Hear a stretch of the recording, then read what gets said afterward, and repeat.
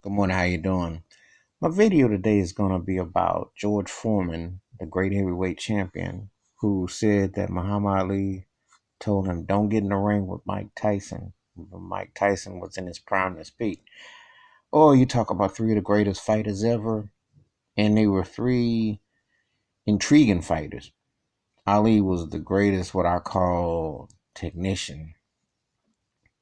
Foreman was the baddest at what I call the power bully punch because he just was straight meat and he would hit you and just wail on you. And Mike Tyson was that brutal force as far as like hitting your pressure point and getting you to rattle. He was trying to take you out within seconds. They were all three unique fighters.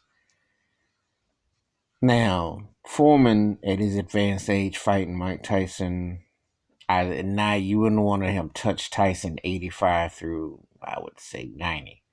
But 91 onward, I think George could have lasted a few rounds with him. Larry Holmes went 4 rounds against Tyson.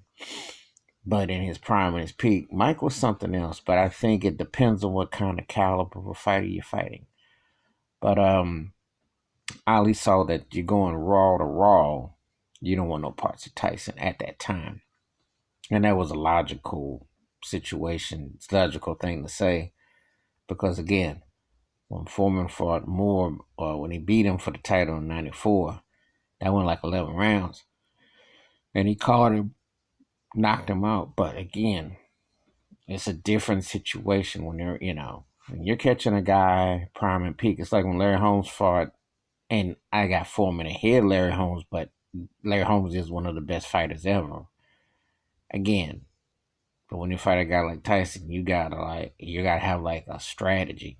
Can you take a punch? Can you go toe to toe? And can you dance and make it last? And see, that's where you could get your feelings hurt back at that time. Because during his prime and his peak, Tyson's window, which didn't last a long time, but it lasted long enough where he was pretty dominant, it would have been intriguing.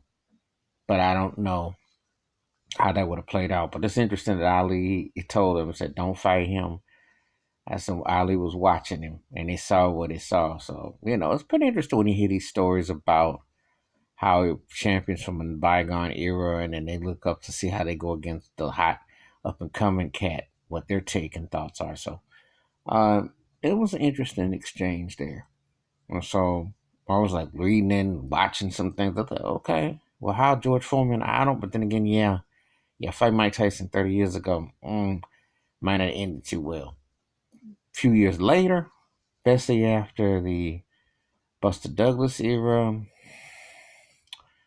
and the fights against Holyfield, might have been a different situation for Foreman against. But again, we will never know prime to prime. So anyway, that's my thoughts and takes about Muhammad Ali telling George Foreman don't fight Mike Tyson during his peak and his prime.